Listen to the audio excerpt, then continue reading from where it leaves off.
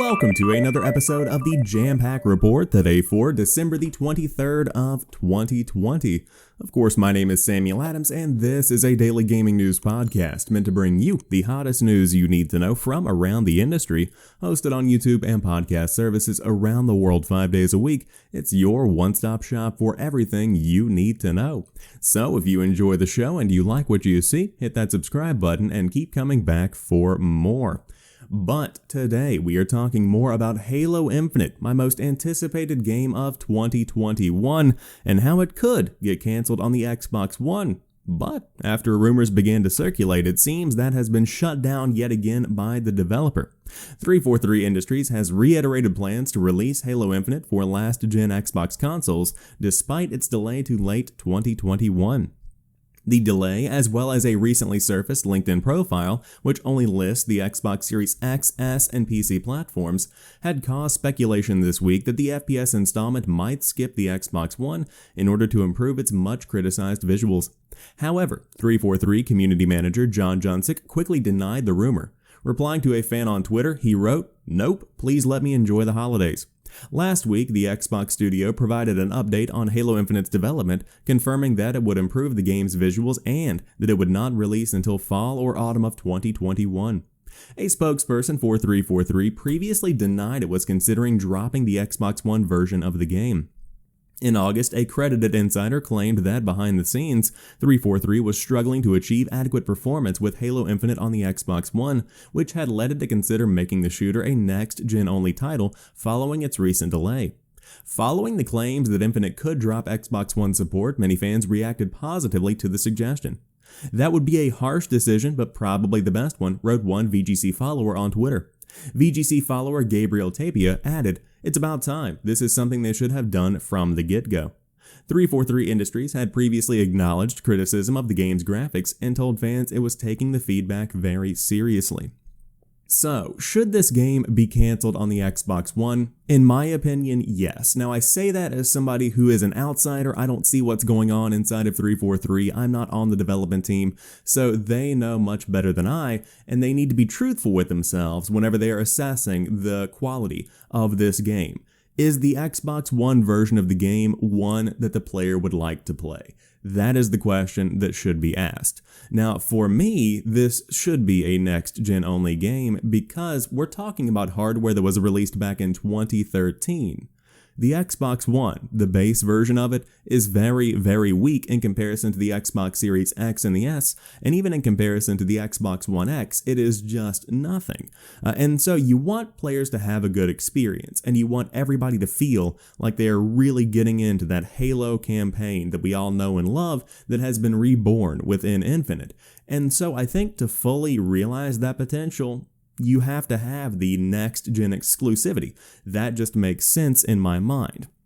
Now, there are a lot of ways that Microsoft could go about doing this, but I will say, looking towards Cyberpunk, that is what we want to avoid. And I've heard it on many podcasts before where right now, I guarantee you the team at 343 is looking over at CD Projekt Red and saying that could have been what happened to us. We could have released a horrible game that was broken, and it could have cost us the reputation of the entire company and really put a dent in the reputation of the Xbox Series X and the S, where fanboys are searching for any kind of crumb of weakness in the other party or the other team, however you want to approach that.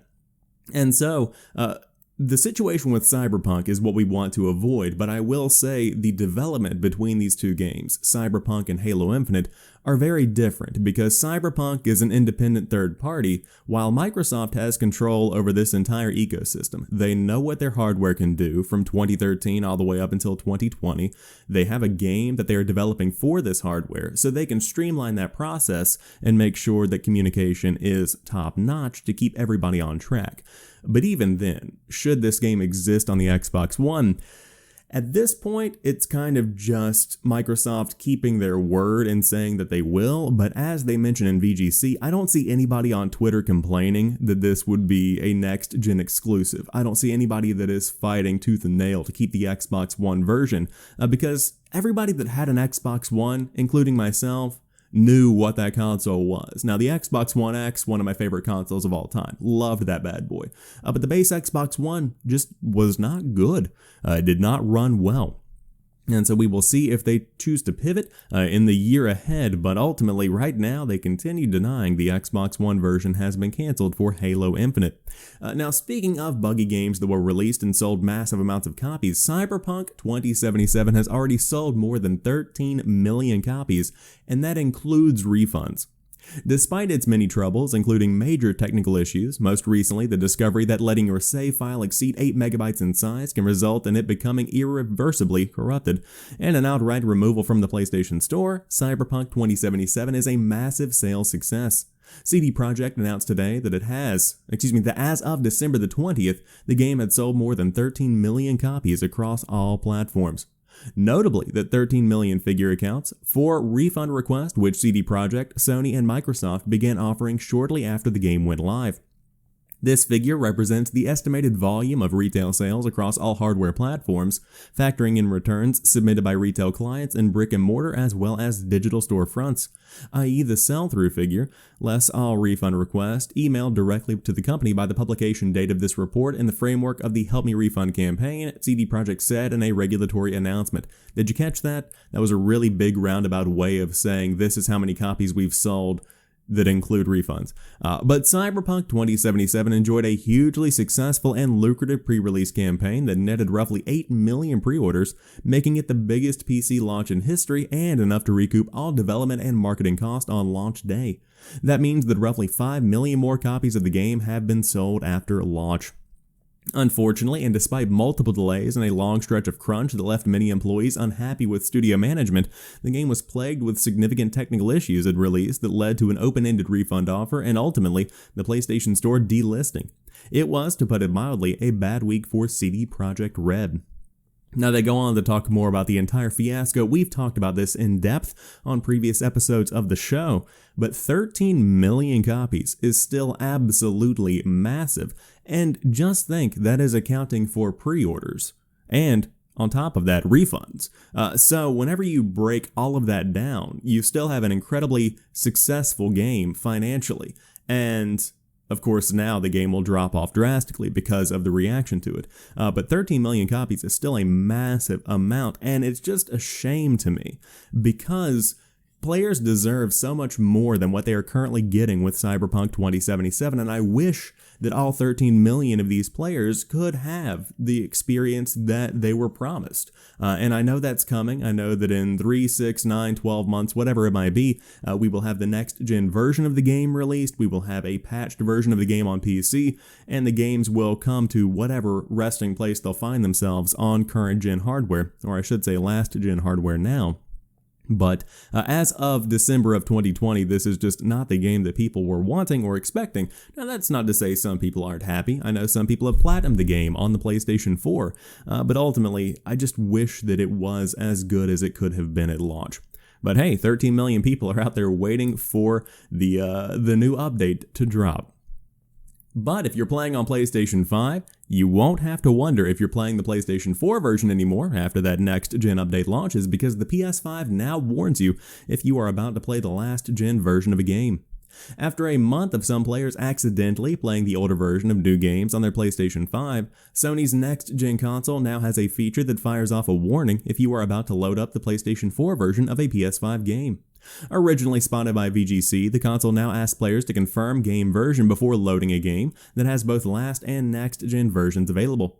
You are about to play the PlayStation 4 version of this game, the prompt reads. Do you want to switch to the PlayStation 5 version? I got the message, the author says, when I went to play the PS4 versions of Destiny 2, but it does not seem to always pop up. For example, I did not get the message when I went to play the PS4 version of Watch Dogs Legion until I manually went to install the upgraded PS5 version. Only then did the console warn me about accidentally playing the older version, and even then, it did not prompt me to delete it off of the console to free up space or prevent any additional problems in the future. Still, it's a welcome band-aid for a problem that the PS5 has been dealing with since launch, most notably with Call of Duty Black Ops Cold War.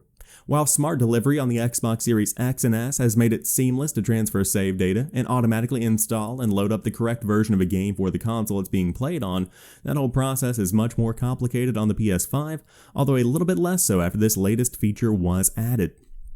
I'm trying to process why this is so difficult for Sony to figure out.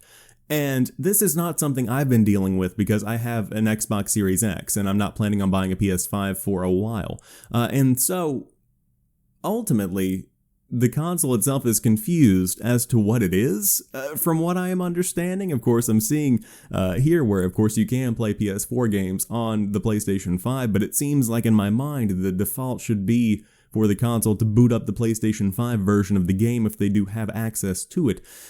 I just don't understand this issue, but of course this is a step in the right direction. Previously, people had been playing games that were PS4 games without any kind of upgrades for PlayStation 5, and that just was a huge bummer to read. But ultimately, again, a step in the right direction. Would be awesome to see some version of smart delivery brought to the Sony ecosystem, but if that's not in the cards, then I suppose we will have to deal with what we've got. But speaking of Sony, they're developing 3 movies and 7 TV shows based on PlayStation games. Sony Pictures, the TV and film production arm of the Sony Corporation, is seemingly working on more than just Uncharted. Sony Pictures CEO Tony Vinciquerra, I believe I said that correctly, told CNBC via Media Post that the studio is working on 3 movies and 7 TV shows, all based on PlayStation's video game content. According to Vinciquerra, Sony will be relying more. Oh, I see. I can read. According to Vinciquerra, Sony will be relying more on its own brands going forward. We have no specific plan yet, but we have a program within the company called One Sony, he explained. You'll be seeing a lot more integration of Sony companies together. Sony, of course, solidified this commitment last year with the establishment of PlayStation Productions, a division designed to adapt PlayStation's various IP into film and television. PlayStation Productions was led by Sean Layden at the time, and you'll likely see its logo in the upcoming Uncharted movie. 3 movies and 7 TV shows. I'm concerned, because these tend to not be good. This is what I have the fear of, because you see these 3 movies. Now, of course, you have the Ratchet and Clank movie, a moderate success. You have the Uncharted screenshots with Tom Holland and Mark Wahlberg, which is still strange, but ultimately you have these screenshots that look acceptable. I think that Uncharted is going to set the tone. You are going to be able to kind of gauge the quality of these upcoming games based on what's going on with Uncharted. Now, I would love, more than anything, to see a Resistance TV show. I think that sounds fantastic. But what are the other 6 IP included in these TV shows, assuming that Resistance is one of them, which has not been confirmed nor mentioned? This is just something in my heart. I'm going to remain cautiously optimistic. Now, I can say the same thing about the Halo TV show that is coming out, because they're planning this giant Halo release for a television show. I still don't have faith in that. I don't think that games and TV and movie go together at all, because of what we've seen in the past with things like Mortal Kombat and Tomb Raider. But regardless, we will see how these shake out whenever they are inevitably released at some point in the next 10 years. Who knows what the release schedule for those look like. Now, speaking of Xbox games with gold for January include Little Nightmares, Dead Rising, and more. Actually, surprisingly solid month. Now, nothing as compared to some months we've seen with PlayStation, but a shockingly solid month. As we near the end of December and 2020 in general, Microsoft has revealed the upcoming Xbox games with gold for January. 4 games will be offered for free for Xbox Live Gold and Xbox Game Pass Ultimate subs. All 4 games will be compatible with the Xbox Series X, S, and Xbox One family of consoles, and will start to be available for subscribers to redeem in January. These games are worth a combined $79.96 in value and have 3,000 in gamer score. The 4 games that are on offer with January's Xbox Games with Gold include Little Nightmares, Dead Rising, The King of Fighters 13, and Breakdown. Little Nightmares will become available starting January 1st and until January 31st, while The King of Fighters 13 will be available from the 1st to the 15th. Dead Rising will become available starting January 16th until February 15th, while Breakdown will be available from the 16th of January until the 31st. Any Xbox Live Gold or Game Pass Ultimate subscribers will be able to claim these games and add them to their library. The best way to get Xbox Live Gold is absolutely through Xbox Game Pass Ultimate. For just a little more than an Xbox Live Gold subscription, you gain access to Game Pass on PC and on consoles, and of course Project xCloud game streaming, on top of in-game perks and offers and a plethora of other things. But these games actually really solid, and I will say that the Xbox Live Gold games have been lacking throughout 2020. And really through 2019, because the games that would normally be included in this lineup are actually, why can I not go? I guess this just doesn't go to the actual video itself. But the games that have been included in the Xbox Live Games with Gold lineup are lackluster because they have been included with Xbox Game Pass and Xbox Game Pass for PC. Normally, PlayStation gives away mega freebies in the PlayStation Plus lineup, looking towards a game like Fall Guys, for example. But if Fall Guys had been on the Xbox, that just would have been launched as a Game Pass game and given to everybody. You see the disparity here between the approach of these two companies. But ultimately, I think the standout for me personally is the original Dead Rising. I think I want to give that a shot on backwards compatibility with the power of the Xbox Series X. Now, Little Nightmares is also a very solid option as well, and I'm interested to see more about this breakdown from Namco. Never played that one, but interested in the OG Xbox for sure.